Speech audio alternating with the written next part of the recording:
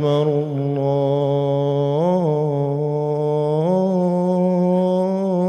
الله أكبر أشهد أن لا إله إلا الله أشهد أن لا إله إلا الله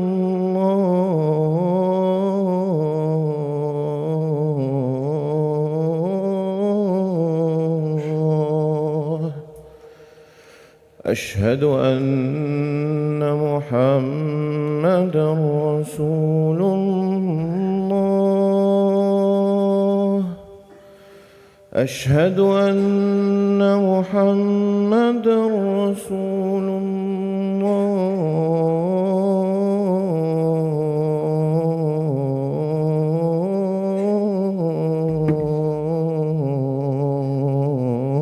الله حي على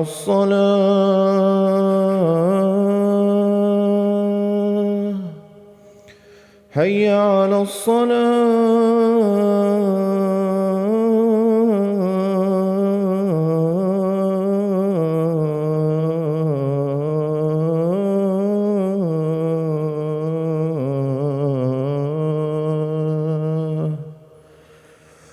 حي على الفلاح حي على الفلاح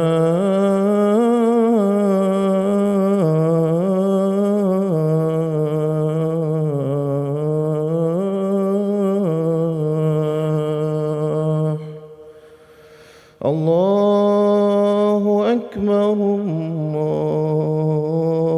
الله أكبر لا إله إلا الله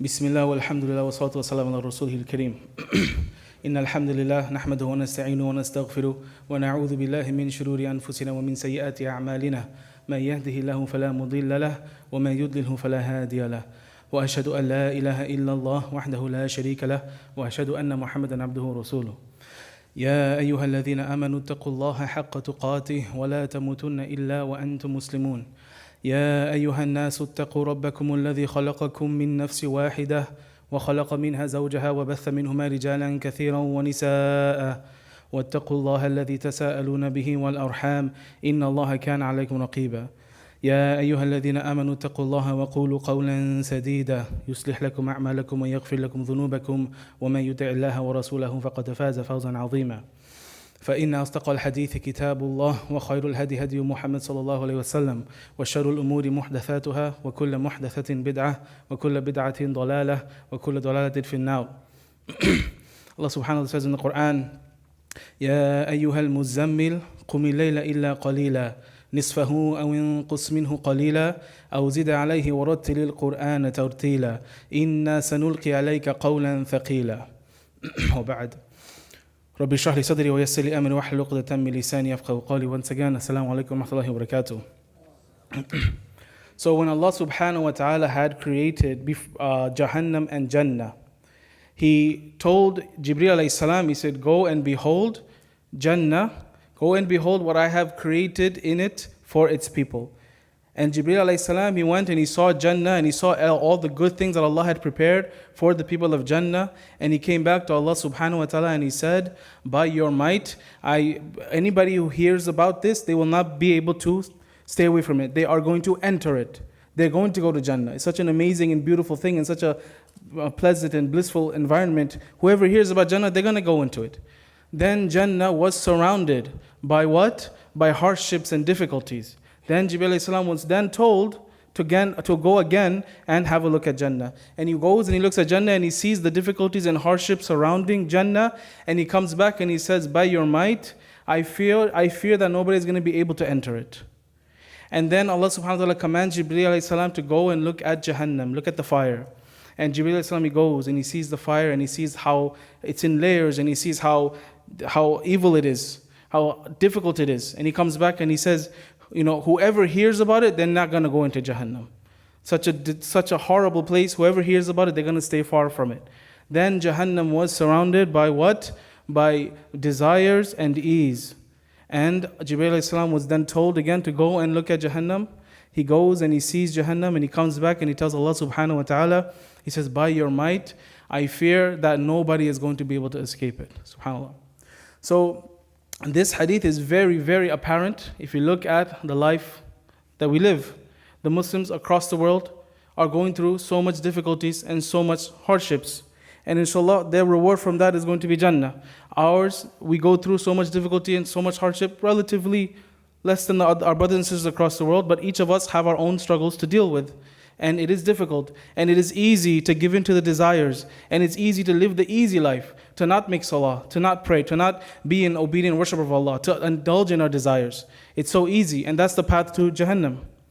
So Ibn al-Qayyim al-Jawziyah, rahimahullah, he says that, it is from the mercy of Allah subhanahu wa ta'ala that it necessitates that He give us something that's going to replenish us, that's going to give us the strength to fight off the desires that surround Jahannam, and that's going to give us the strength to pursue and overcome the hardships that surround Jannah, so that we can get into Jannah.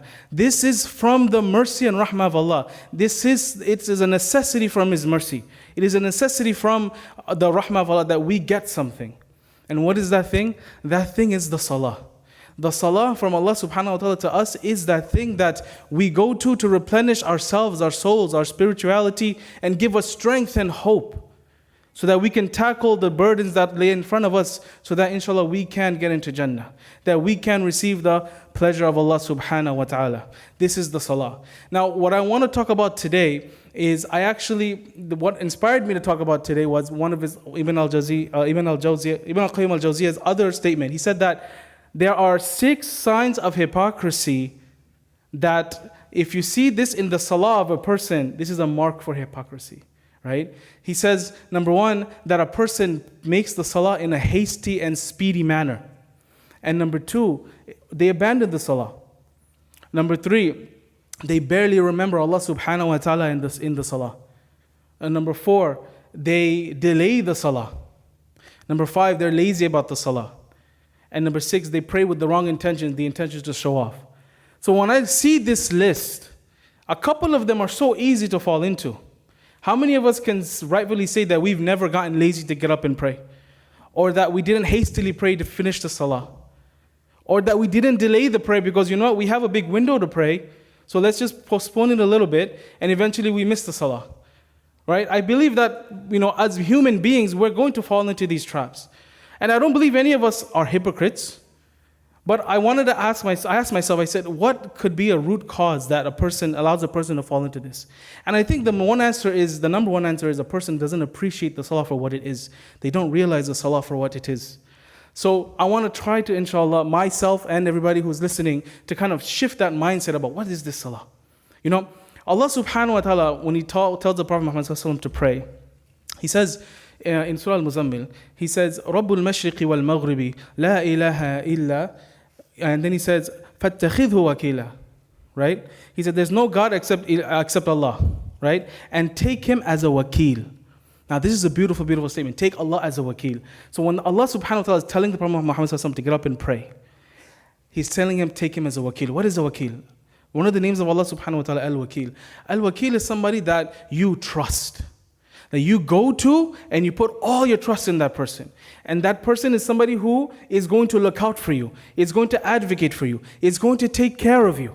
Allah's telling the Prophet Muhammad sallallahu alaihi wasallam, and in extension the believers who are reading these verses, He's telling us that take him as a person to put all our trust in, all our faith in, right? This is the purpose of the salah, to get in that salah and talk to the person who loves us so much. To get an idea of how much Allah subhanahu wa ta'ala loves us, you can try to list every single blessing that He has given you, right? You're never going to be able to enumerate them. You're never going to be able to list the blessings that Allah has given any of us, right? For example, let's just take this. The fact that Allah subhanahu wa ta'ala is so ready to accept any of our to accept our when we make istighfar to Allah, when we ask Him for forgiveness, He's ready to forgive us. He's ready to forgive us. He says in a hadith Qudsi, He says, "Ya son of Adam, if you come to me with sins, right, as great as from the earth up to the heavens, and you ask me for forgiveness, and you don't associate anything with me as partners, I will forgive you." Allahu Akbar. He is so ready to give us forgiveness. So what? What is this thing? When we get this forgiveness, we get the love of Allah subhanahu wa ta'ala. We get His pleasure upon us. This is our gateway into Jannah.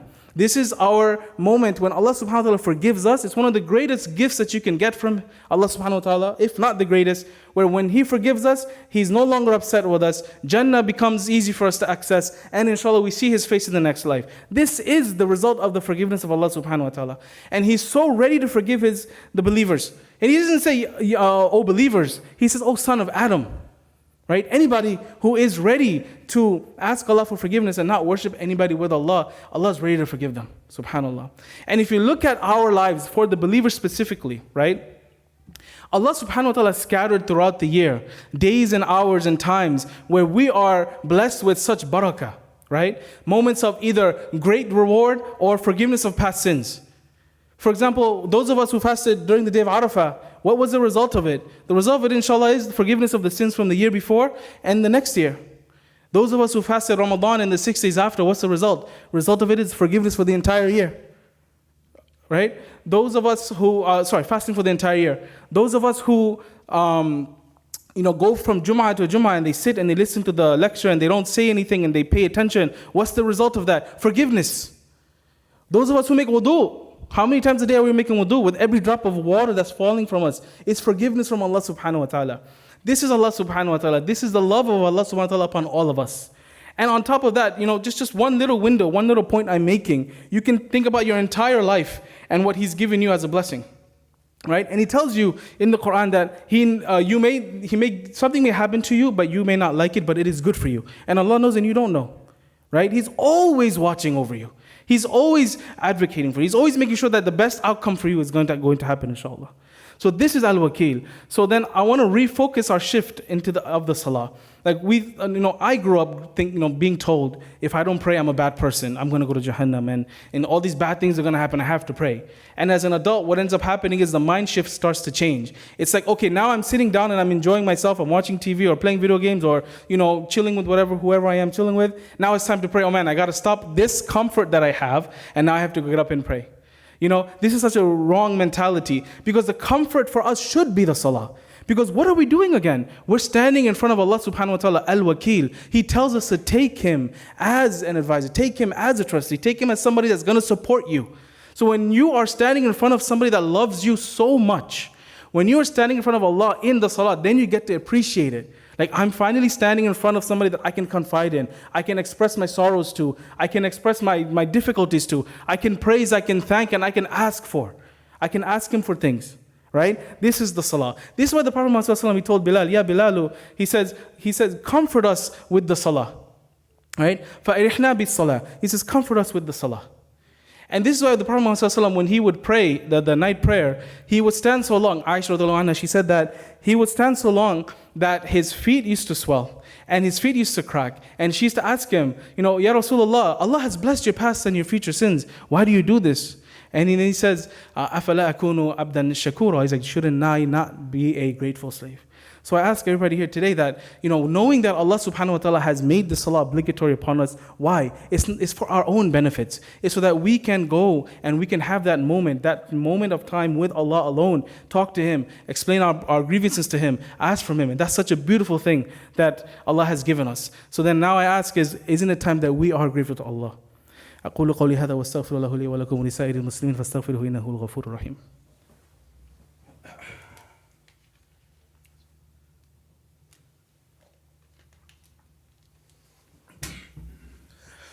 بسم الله والحمد لله والصلاة والسلام على رسوله الكريم وعلى آله وصحبه ومن استنى بسنته إلى يوم الدين. So when Allah subhanahu wa ta'ala had told the Prophet Muhammad to pray the night prayer, right? And I'm talking about the night prayer here because I may forget to mention this later. If we are having difficulty enjoying the salah in the daytime, right? Because daytime is busy. Allah said the daytime is the time where you're busy. If we are having a difficulty time getting up in the day and praying and having that love and comfort in the salah, which we should be having and working towards having, then one way you can build that is by getting up at nighttime and getting that comfort at that time. Because at that time, it's literally just you and Allah subhanahu wa ta'ala. Where most of the world is, whatever in our hemisphere is going to be sleeping, right? It's a special moment between you and Allah. And as the more you do this, the more you're going to enjoy the salah. And then in the daytime, that's going to reflect as well, right? When Allah subhanahu wa ta'ala tells the Prophet Muhammad sallallahu alaihi wasallam, He tells him, He says, sleep just a little, right? Illa qalila, right? Oh, sorry, stand in salah, get up and stand except just a little. So sleep for just a little bit of time, right? Nisfahu wa winqus minhu qalila. He's like half the night or less than that. أو زد عليه ورتل القرآن ترتيلا. Or do a little bit more than that and recite the Quran in a tartil, in a nice melodious manner. Now at this point when this was revealed, right? This was very early in the Prophet Muhammad sallallahu alaihi wasallam's prophethood. So early that this was probably the third or fourth surah to be revealed. And yet Allah subhanahu wa ta'ala is telling him, pray most of the night. Right? What does that mean? It means that even if you don't know the longer surahs to get up and pray, right?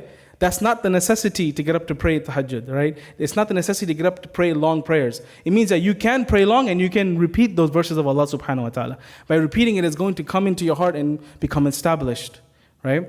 And Allah subhanahu wa ta'ala then continues, He gives the reason why. He says, "Inna sanulqi alayka qawlan thaqila," that we are going to give you a very heavy word. A very heavy word, which is the Quran. And it's heavy because physically it was heavy on the Prophet Muhammad sallallahu alaihi wasallam. When he used to get the revelation, he used to feel the weight of it, right? One of the companions said that his leg was under the Prophet sallallahu alaihi wasallam's thigh when the revelation came, and he felt like his bones were going to crush. It's very heavy on him physically. It's heavy on him also to go to now this community of people with power, with wealth, with status, and tell them, look, you're doing something wrong. This is not the right thing to do. I am a messenger from Allah, and I'm telling you, for you to get into Jannah, you need to stop worshipping idols. And you should only worship one Allah. That's all I'm here for. I don't want your wealth. I don't want anything from you. I want you to just obey Allah subhanahu wa ta'ala. Be obedient to Him. Right? This is the heavy task, because what ends up happening for years, what they do, they mock him. They slander him. They call him a madman. They call him a poet. They call him a magician, a soothsayer. They mock the Muslims. They say, you're so weak. You're supposed to be the people of Allah. You're supposed to be the rightly guided people. You're so weak, you have no power. They mock them. They beat them. They harm the Muslims. They abuse them physically and mentally. Right? 13 years of struggle. They were outcasted. They were starved. They were shunned from their society. Such a heavy and difficult thing. For 13 years, the Prophet Muhammad ﷺ had to do this. Now imagine if me and you, we go to somebody that we know that we love and they're doing something wrong. And we advise them and we say, hey, look, this is not the right way to do things. We should do things this way. This is better for you. And they spit in your face. They turn you away. They insult you. They curse you. They slander you. How would you react? You would say, you know what? Forget you then. I only came to help you. But look at you, you're disrespecting me, you're harming me, you're causing negative things to me. But now imagine the Prophet Muhammad, he goes to his family, his uncles, the people that he knows, the people that know him for his entire life, his community. And they're doing this to him and they're turning him away every single day. Right? The Prophet needs something to replenish that energy, that spirituality, that ability to continue to go without being disheartened and broken. Any of us will be broken if we go to somebody and that we love and that we want to help and they harm us. We'll be broken inside. We'll be hurt. We'll be sad. And we would not want to continue. But the Prophet Muhammad had to continue. Right? He had to continue. He had to make sure that Islam is established. And what was the way that he replenished himself? This was in the salah. This was in the tahajjud. Right? So, imagine us, our lifetime, we go through some hardships, we go through difficulties, we go through, everyday life. Things are hard. Some days things are easy, some days things are hard. So what we need to understand now is that the salah is there, that Allah subhanahu wa ta'ala put the salah there so that we can go to the salah and we can talk to Him and we can consult Him and we can ask Him for things, we can thank Him, we can praise Him, make us, our hearts lighter. Right? Replenish our souls. And this is the purpose of salah. So ask Allah subhanahu wa ta'ala to allow us to see the salah in this different light and not as something that is burdensome and something that we have to get out of the way so we can continue our daily lives. Rather, something that we leave the daily life, the burdens of the life, and go to in order to speak to Him and ask for Him and thank Him. ربنا آتنا في الدنيا حسنة وفي الآخرة حسنة وقنا عذاب النار. Allahumma inna nas'aluka al-jannah wa na'udhu bika min an-nar. Allahumma inna nas'aluka al-jannah wa na'udhu bika min an-nar. Allahumma inna nas'aluka al-jannah wa na'udhu bika min an-nar.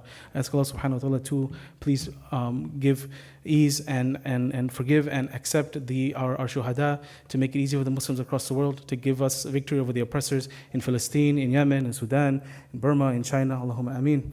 Wa aqimus salah.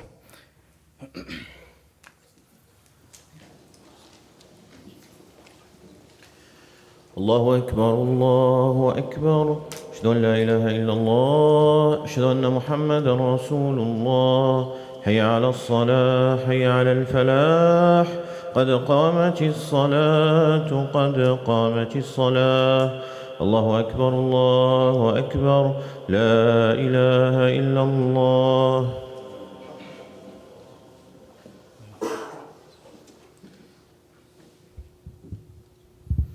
استو الله أكبر.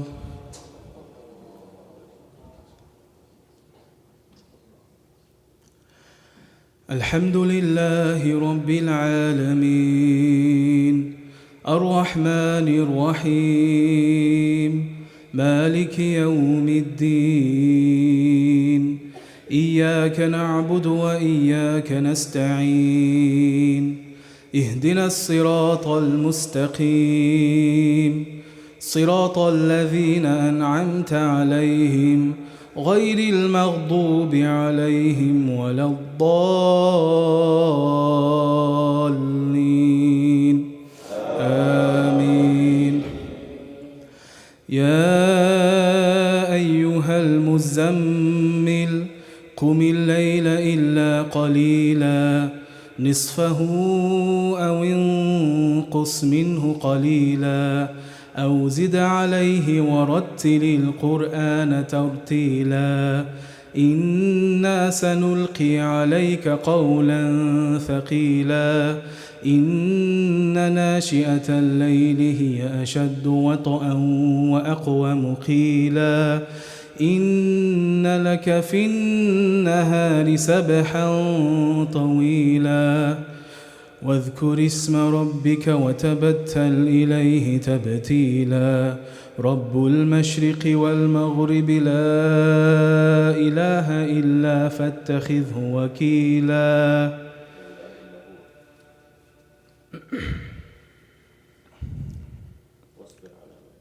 واصبر على ما يقولون واهجرهم هجرا جميلا وذرني والمكذبين أولي النعمة ومهلهم قليلا إن لدينا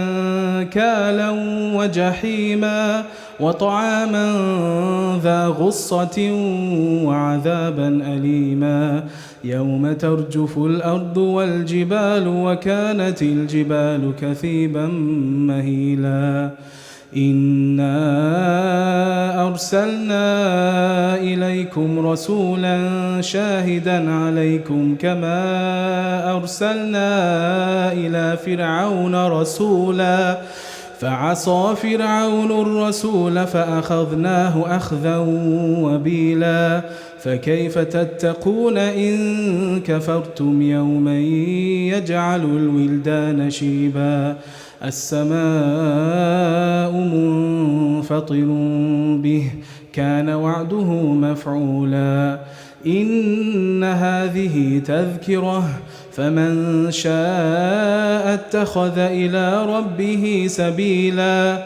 إن ربك يعلم أنك تقوم أدنى من ثلثي الليل ونصفه وثلثه وطائفة من الذين معك والله يقدر الليل والنهار علم أن لن تحصوه فتاب عليكم فاقرؤوا ما تيسر من القرآن علم أن سيكون منكم مرضى وآخرون يضربون في الأرض يبتغون من فضل الله وآخرون يقاتلون في سبيل الله فاقرؤوا ما تيسر منه وأقيموا الصلاة وآتوا الزكاة وأقرضوا الله قرضا حسنا وما تقدموا لأنفسكم من خير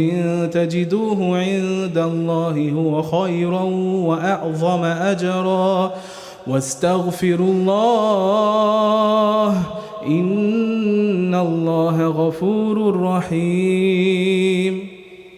الله أكبر.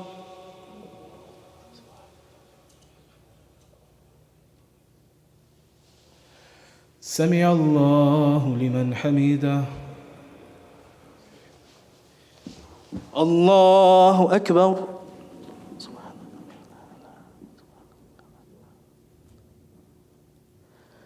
الله أكبر.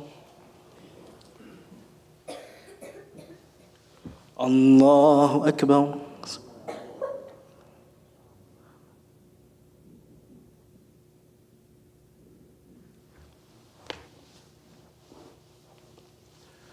الله أكبر.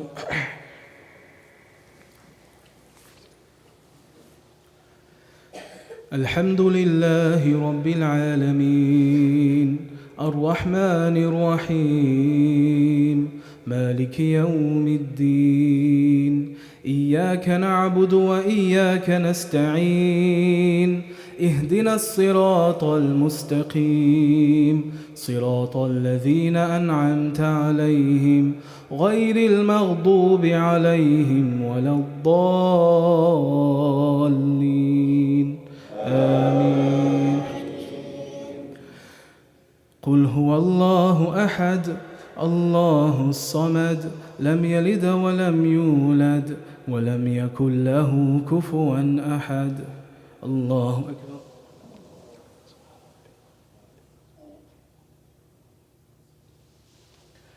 سمع الله لمن حمده. الله أكبر.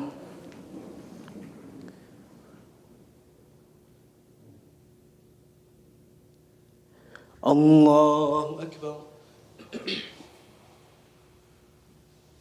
الله أكبر.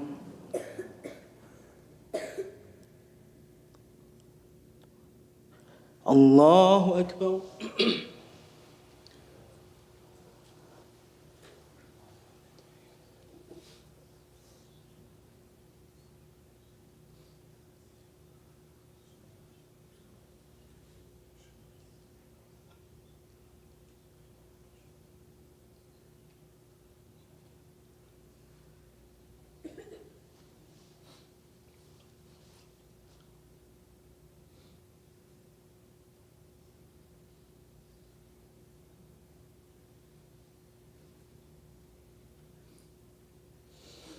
السلام عليكم ورحمة الله.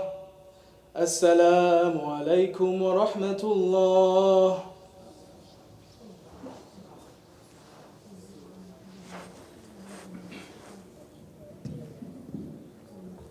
Assalamu alaikum. Just wanted to thank you, everybody, for waiting so patiently for me to get here. I leave with more than enough time to get here.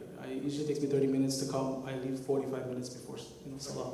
But for some reason there was a lot of traffic, so I apologize about the delay. Jazakumullah khairan. Assalamu alaikum.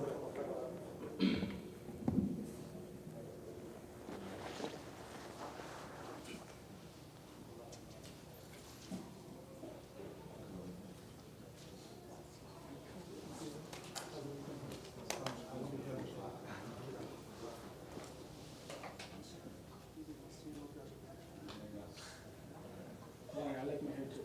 Yes. I'll reflex it. Sit there. I know, for sure.